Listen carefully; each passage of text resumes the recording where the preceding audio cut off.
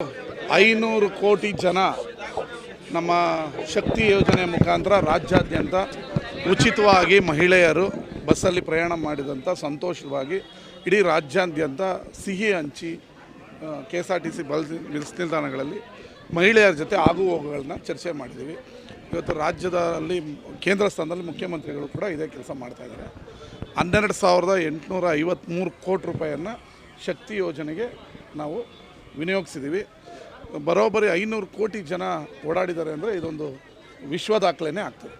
Sir, guarantee ಯೋಜನೆಗಳು ನಿಲ್ಲಿಸಬೇಕು ಅನ್ನುವಂಥದ್ದು ಬಹುತೇಕ ಕಾಂಗ್ರೆಸ್ ಶಾಸಕರು ಹೇಳ್ತಾ ಇರೋದು. ಕಾಂಗ್ರೆಸ್ ಶಾಸಕರು ಯಾರು ಗ್ಯಾರಂಟಿ ನಿಲ್ಲಿಸಿ ಅಂತ ಹೇಳ್ತಲ್ಲ. ನೋಡಪ್ಪ, ಬಸ್ಗೆ ನಿನಗೆ ಓಡಾಡೋಕ್ಕೆ ದುಡ್ಡಿರ್ಬೋದು, ಆದರೆ ಎಷ್ಟೋ ಜನಕ್ಕೆ ದುಡ್ಡಿಲ್ದಿರೋರು ಮನೇಲಿರೋರಿಗೆ ಈ ಅನುಕೂಲ ಆಗ್ತದೆ. ನಮಗೆಲ್ಲ ಬಿರಿಯಾನಿ ತಿನ್ನೋಕ್ಕೆ ದುಡ್ಡಿರ್ಬೋದು, ಅಕ್ಕಿ ತಗೊಳ್ಳೋಕ್ಕೆ ದುಡ್ಡಿಲ್ದಿರೋರು ಎಷ್ಟೋ ಜನ ಇದ್ದಾರೆ. ಅವ್ರ ಹೊಟ್ಟೆ ತುಂಬ ಊಟನ ಕಾಂಗ್ರೆಸ್ ಪಕ್ಷ ಅಧಿಕಾರಕ್ಕೆ ಬಂದಿದೆ. ಈ ಯೋಜನೆಗಳು ದುಡ್ಡಿರೋರಿಗಲ್ಲ, ದುಡ್ಡಿಲ್ದಿರುವಂಥ ಬಡವರಿಗೆ ನಾವು ಮಾಡಿರೋದು.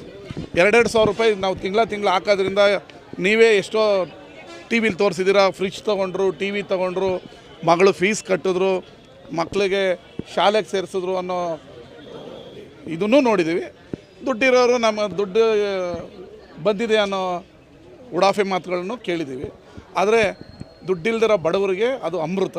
ಅಂಥವ್ರಿಗೆ ಈ ಯೋಜನೆಯನ್ನು ತಂದಿದ್ದೀವಿ ನಾವು.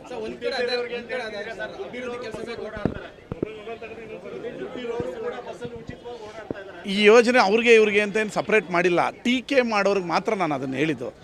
ಎಲ್ಲರಿಗೂ ಈ ಯೋಜನೆ, ಎಲ್ಲ ಮಹಿಳೆಯರಿಗೂ, ಎಲ್ಲರೂ ಯಾರು ಬೇಕಾದರೂ ಓಡಾಡ್ಬೋದು.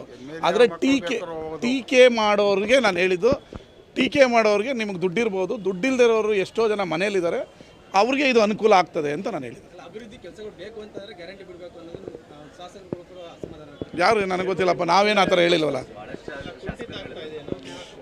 ಇದು ಟಿ ವಿಯವರು ಮತ್ತು ವಿರೋಧ ಪಕ್ಷದವರು ಮಾತ್ರ ಈ ರೀತಿ ಹೇಳೋದು. ಅಲ್ಲ, ನಾನು ಹೇಳೋದು ಟಿ ವಿಯವರು ಮತ್ತು ವಿರೋಧ ಪಕ್ಷದವರು ಮಾತ್ರ ಈ ರೀತಿ ಹೇಳೋದು. ನಾವ್ಯಾರು ರೀ, ನಾಳೆನೂ 3 ಕೋಟಿ ರೂಪಾಯಿದು ನಾನು ಭೂಮಿ ಪೂಜೆ ಮಾಡ್ತಾಯಿದ್ದೀನಿ. ಇನ್ನು 10 ಕೋಟಿ ರೂಪಾಯಿದು ಟೆಂಡರ್ಗೆ ಹೋಗಿದೆ, ಇನ್ನು 20 ಕೋಟಿ ರೂಪಾಯಿದು ಟೆಂಡರ್ಗೆ ಹೋಗಿದೆ. ಮುಖ್ಯಮಂತ್ರಿಗಳು 50 ಕೋಟಿ ರೂಪಾಯಿಯನ್ನು ವಿಶೇಷ ಅನುದಾನ ಕೊಡ್ತಾಯಿದ್ದಾರೆ. ಬ್ಯಾಸ್ಕೆಟ್ ಕಾಲ್ ಕ್ರೀಡಾಂಗಣಕ್ಕೆ 1 ಕೋಟಿ ಮೊನ್ನೆ ರಿಲೀಸ್ ಮಾಡಿದ್ದೀನಿ. ನನಗೇನು ಆ ಥರ ಅನಿಸಿಲ್ಲಪ್ಪ.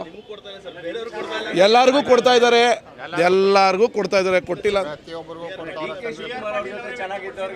ಅವ್ರಿಗೆ ಯಾವ ರೀತಿ ನೋವೋ ನಮಗೆ ಗೊತ್ತಿಲ್ಲ. ಅವ್ರನ್ನ ಒಂದ್ಸರಿ ಪರ್ಸ್ನಲಾಗಿ ಮೀಟ್ ಮಾಡಿ ಏನು ಅಂತ ಕೇಳಬೇಕು. ಎಲ್ಲರಿಗೂ ಫಂಡ್ ಬರ್ತಾ ಇದೆ, ಅಭಿವೃದ್ಧಿ ನಡೀತಾ ಇದೆ. ಅಭಿವೃದ್ಧಿಯ ಪರ್ವಕಾಲ 2 ವರ್ಷ.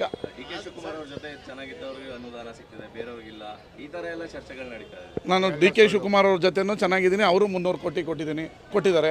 CM ಜೊತೆ ಚೆನ್ನಾಗಿದೆ, ಅವರು 700 ಕೋಟಿ ಕೊಟ್ಟಿದ್ದಾರೆ. ಏನು ಇವಾಗ ಆ ಥರ ಏನಿಲ್ವಲ್ಲ. ಈಗ ಮದ್ದೂರಿಗೂ ಬಂದಿದೆ, ಶ್ರೀರಂಗಪಟ್ಟಣಕ್ಕೂ ಬಂದಿದೆ, ನಾಗಮಂಗಲಕ್ಕೂ ಬಂದಿದೆ. ಬೇಡ ರೀ, ಇಂಡಿಪೆಂಡೆಂಟ್ MLA ದರ್ಶನ್ ಪುಟ್ಟಣ್ಣನಿಗೂ ಮೈಕ್ ಹಿಡಿದು ಎಷ್ಟು ಬಂದಿದೆ ಅಂತ ಹೇಳ್ತಾರೆ. ಮೊನ್ನೆ 50 ಕೋಟಿ ಅವ್ರಿಗೂ ಕೊಟ್ಟರು.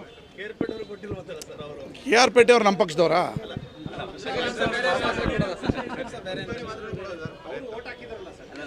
ನೋಡ್ರಿ, ಅವರವರು ಈಗ ಮಂಡ್ಯ ಹೋದ್ ಸರಿ ಜನತಾದಳದ MLA ಇದ್ರು, BJP ಸರ್ಕಾರ ಇತ್ತು, ಎಷ್ಟು ಕೋಟಿ ರಿಲೀಸ್ ಮಾಡಿದರು. ಎಲ್ಲರಿಗೂ ಅನುದಾನ ಬಂದೇ ಬರುತ್ತೆ. ಯಾಕೆ 15 ಕೋಟಿ KR ಪೇಟೆಗೆ ಬಂದಿಲ್ವಾ? ನಮಗೂ 15 ಕೋಟಿ PWD ಬಂದಿದ್ದು, KR ಪೇಟೆಗೂ 15 ಕೋಟಿನೇ ಬಂದಿದ್ದು. ಮುಖ್ಯಮಂತ್ರಿಗಳ ಸ್ಪೆಷಲ್ ಫಂಡ್ ನಮಗೂ 25 ಕೋಟಿನೇ ಬಂದಿದ್ದು, ಅವ್ರಿಗೂ ಬಂದಿದ್ದು ಅಷ್ಟೇ. ಅದು ಹೆಂಗೆ KR ಪೇಟೆ ಕೊಟ್ಟಿಲ್ಲ ಅಂತ ಹೇಳ್ತೀರಾ? ಸುಮ್ಮನೆ ಟೀಕೆ ಮಾಡಬೇಕು ಅಂತ ಹೇಳ್ತಾರೆ. ಏನು ಅದಕ್ಕೆ ನಾವೇನು ಉತ್ತರ ಕೊಡೋಕ್ಕಾಗ್ತದೆ? ನಮ್ಮ ಸರ್ಕಾರ ತಾರತಮ್ಯ ಮಾಡ್ತಾಯಿಲ್ಲ, ವಿರೋಧ ಪಕ್ಷ ಆಡಳಿತ ಪಕ್ಷ ಅಂತ. ಎಲ್ರಿಗೂ ಫಂಡ್ ಬರ್ತಾಯಿದೆ. ಅವ್ರು ಸುಮ್ಮನೆ ಏನೋ ಒಂದು ಬುಳ್ಳೆ ಬಿಡಬೇಕು, ಬಿಡ್ತಾ ಇರ್ತಾರೆ. 138 ಶಾಸಕರು DK ಶಿವಕುಮಾರ್ ಪರ ಇದ್ದಾರೆ. 138 ಶಾಸಕರು ಸಿದ್ದರಾಮಯ್ಯನವ್ರ ಪರ ಇದ್ದಾರೆ. ಕಾಲ ಬಂದಾಗ ಅವರು CM ಆಗ್ತಾರೆ.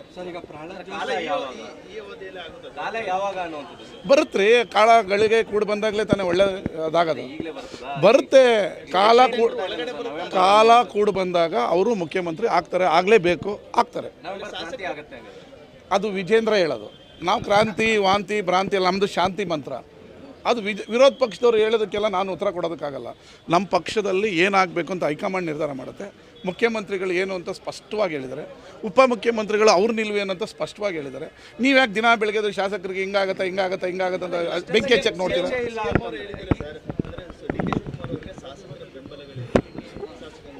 ಅವ್ರು ನೀವು ಆ ಥರ ವಿಶ್ಲೇಷಣೆ ಮಾಡ್ತಾ ಇದ್ದೀರ. ಕೆಲವರು ಶಾಸಕರು ಅವ್ರ ಪರನೂ ಇರಬಹುದು ಅಂತ ಹೇಳಿದ್ದಾರೆ, ಅವ್ರ ಬೆಂಬಲನೇ ಇಲ್ಲ ಅಂತ ಹೇಳಿಲ್ಲ. ಅತಿ ಜಾಸ್ತಿ ಶಾಸಕರ ಬೆಂಬಲ ಇಲ್ಲ. 136 ಶಾಸಕರು ಸಿದ್ದರಾಮಯ್ಯನವ್ರ ಪರನೂ ಇದ್ದಾರೆ, 136 ಶಾಸಕರು ಡಿ ಕೆ ಶಿವಕುಮಾರ್ ಅವ್ರ ಪರನೂ ಇದ್ದಾರೆ. ಇದೇ ಟರ್ಮಲ್ಲಿ ಆಯ್ತಾರ ಸರ್ ಡಿ ಕೆ ಶಿವಕುಮಾರ್? ಕಾಲ ಬಂದಾಗ 100% ಒಳ್ಳೆ ದಿನಗಳು ಬಂದಾಗ ಅವರು ಮುಖ್ಯಮಂತ್ರಿ, ಈ ಟರ್ಮಲ್ಲೇ ಬರುತ್ತಾ ಸರ್ ಅಂತ? ಕಾಲ ಬಂದಾಗ ಒಳ್ಳೆ ದಿನಗಳು ಬಂದಾಗ ಅವರು ಮುಖ್ಯಮಂತ್ರಿ ಆಗೇ ಆಗ್ತಾರೆ. ಕಾಲ ಬಂದಿದ ತಕ್ಷಣ, ಗಳಿಗೆ ಬಂದಿದ ತಕ್ಷಣ ನಾನು ಬೇಡ ಅಂದ್ರೂ, ಈಗ ಹೋದ್ ಸರಿ ನಾನು ಏನೆಲ್ಲ ತಿಪ್ಪರ್ಲಾಗ ಹಾಕಿದ್ರೆ ಗೆಲ್ಲಕ್ಕಾಗಲಿಲ್ಲ, ಈ ಸರಿ ಒಳ್ಳೆ ದಿನ ಬಂದಿತ್ತು, ಹೇಳ್ಕೊಂಡೋಗಿ MLA ಮಾಡ್ತು. ಕರೆಕ್ಟ್ ಅಲ್ವಾ? ಮನಿ ಪವರ್ ಪಾಲಿಟಿಕ್ಸ್ ನಡೀತಾ ಇದೆ ಅಂದ್ಬಿಟ್ಟು ಯಾರು ಜೋಶಿ ಅವರು ಅಂದರೆ ಶಾಸಕರ ಖರೀದಿ ಮಾಡ್ತಾ ಇದ್ದಾರೆ ಆ ಪಕ್ಷದವರು. ನಿಮ್ಮ 55 ಶಾಸಕರು ಬಿಜೆಪಿ ಸಂಪರ್ಕದಲ್ಲಿ ಇದ್ದಾರೆ ಅಂತ. ನಾವು ಸಂಪರ್ಕದಲ್ಲಿ ಇಲ್ಲ. ಅವರು ಆಗಾಗ ನಮ್ಮ ಶಾಸಕರನ್ನ ಪರ್ಚೇಸ್ ಮಾಡಬೇಕು ಅಂತೇಳಿ, ಆಪ್ರೇಷನ್ ಕಮಲ ಮಾಡಬೇಕು ಅಂತೇಳಿ ಮೊದಲು 1 ರೌಂಡ್ ಟ್ರೈ ಮಾಡಿದ್ರು, ಕ್ಲಿಕ್ ಆಗಲಿಲ್ಲ. 3 ರೌಂಡ್ ಟ್ರೈ ಮಾಡಿ ಕ್ಲಿಕ್ ಆಗದೆ ಮನೇಲಿ ಕೂತಿದ್ದಾರೆ. ಈಗ ಅದು ಆಗಲ್ಲ, ಕಾಂಗ್ರೆಸ್ ಶಾಸಕರು 136 ಜನನು ಭದ್ರಾಗಿದ್ದಾರೆ ಅಂತೇಳಿ ನೀವು 3 ವರ್ಷ ವಿರೋಧ ಪಕ್ಷ ಸ್ಥಾನದಲ್ಲಿ ಕೂತ್ಕೊಳ್ತೀನಿ ಅಂತ ಹೇಳ್ತಾ ಇದ್ದಾರೆ. ಮೊದಲು 50 ಕೋಟಿ ಅಂದರು, 100 ಕೋಟಿ ಅಂದರು, ಎಲ್ಲ ಆಫರ್ ಕೊಟ್ಟು ನಮ್ಮ ಯಾವ ಶಾಸಕರು ಬಗ್ದೇ ಇದ್ದಾಗ ಈಗ ಏನೂ ಆಗಲ್ಲ ಅಂತ ಸುಮ್ಮನೆ ಆಗಿದ್ದಾರೆ. ನಾನೇ ಹೇಳ್ತಾ ಇದ್ದೀನಿ, ಇವಾಗ ಆಗ್ತಾ ಇದೆಯಾ ಏನೋ, ನಮ್ಮನ್ನು ಯಾರೂ ಟ್ರೈ ಮಾಡಿಲ್ಲ. ಬಟ್ ಹಿಂದೆ ಎಲ್ಲ ಶಾಸಕರುಗಳ ಹತ್ರ ಹೋಗೋದು, ಸ್ಪೀಕರ್ ಹಾಕೋದು, ಮಾತಾಡೋದು ಎಲ್ಲ ಟ್ರೈ ಮಾಡಿದ್ರು, ಆದರೆ ಏನೂ ಆಗದೆ ಇರೋದ್ರಿಂದ ಸುಮ್ಮನೆ ಆಗಿದ್ದಾರೆ. ಈಗ MDಗೆ ಹೌದೌದು, ಅದು ಇಂಪಾರ್ಟೆಂಟ್ ಇದೆ. MDಗೆ ಸೂಚನೆ ಕೊಟ್ಟಿದ್ದೀವಿ, ಶೀಘ್ರದಲ್ಲಿ 1 ತಿಂಗಳಲ್ಲಿ ನೀಲನಕ್ಷೆ ಮಾಡಿ ಸನ್ಮಾನ್ಯ MP ಗಳ ಹತ್ರ ನಾನೇ ಖುದ್ದು ಹೋಗಿ ಅಭಿವೃದ್ಧಿಗೆ ದುಡ್ಡು ಇಸ್ಕೊಂಬರೋ ಕೆಲಸನ ಮಾಡ್ತೀನಿ. 100%. ಅಲ್ಲ, ನೀಲನಕ್ಷೆ ಈಗ ಮೊನ್ನೆ ದಿಶಾ ಮೀಟಿಂಗಲ್ಲಿ ಹೇಳಿದೆ, ನಾನು ನೀಲನಕ್ಷೆ ಮಾಡ್ಕೊಂಡು ಬರ್ತೀನಿ ಅಣ್ಣ ಕೊಡಬೇಕು ಅಂತ. ಅವರು ಓಕೆ ಅಂತ ಹೇಳಿದ್ದಾರೆ. ನೀಲನಕ್ಷೆ ಮಾಡ್ಕೊಂಡೋಗಿ 25 ಕೋಟಿ ನಾವು ಕೇಳ್ತೀವಿ. ಇವತ್ತಿಂದ ಶುಗರ್ ಫ್ಯಾಕ್ಟ್ರಿ ಚಾಲನೆ ಆಗ್ತಾಯಿದೆ ಯಶಸ್ವಿಯಾಗಿ. ಈ ವರ್ಷ ಇವತ್ತು 4 ಗಂಟೆಯಿಂದ ಶುಗರ್ ಫ್ಯಾಕ್ಟ್ರಿ ಚಾಲನೆ ಆಗ್ತಾಯಿದೆ. ರೈತರಿಗೆ ಕಬ್ಬನ್ನು ಹರಿದು ಸಕಾಲದಲ್ಲಿ ಪೇಮೆಂಟ್ ಕೊಡೋದನ್ನು ಮಾಡ್ತೀವಿ. ಈ ವರ್ಷ 3 ಲಕ್ಷ ಟನ್ನನ್ನು ಹರಿಬೇಕು ಅಂತ ಗುರಿ ಇಟ್ಕೊಂಡಿದ್ದೀವಿ. ಅದನ್ನು ಗುರಿಯನ್ನು ಮುಟ್ತೀವಿ. ತಿರೋದು ಇವಾಗ ಯಾವಾಗ ಕನ್ನಡ ಕಂಡ ಬಹುಭಾಷಾ ನಟಿ, ಭಾರತ ಚಿತ್ರರಂಗದಲ್ಲೇ ಭಾಳ ಹೆಸರಾಂತ ನಟಿ, ಮತ್ತು ಬಹಳ ಸಾಧನೆಯನ್ನು ಮಾಡಿ ಕಿತ್ತೂರು ಚೆನ್ನಮ್ಮನ ಪಾತ್ರದಲ್ಲಿ ಇಡೀ ಕರ್ನಾಟಕದ ಮನೆ ಮಾತಾಗಿದ್ದಂಥ ಹಿರಿಯ ನಟಿಯಾದಂಥ ಬಿ ಸರೋಜಾದೇವಿಯವರು ಅಗಲಿರೋದು ನಮ್ಮ ಕನ್ನಡ ಚಿತ್ರರಂಗಕ್ಕೂ ಹಾಗೂ ಕನ್ನಡಿಗರಿಗೂ ತುಂಬಲಾರದ ನಷ್ಟ. ಅವರಿಗೆ ಆತ್ಮಕ್ಕೆ ದೇವರು ಶಾಂತಿ ಕೊಡಲಿ, ಅವ್ರ ಕುಟುಂಬಕ್ಕೆ ಆ ಸಾವನ್ನು ತಡ್ಕೊಳ್ಳೋಂಥ ಶಕ್ತಿ ಕೊಡಲಿ ಅಂತ ಕೇಳ್ಕೊತೀನಿ.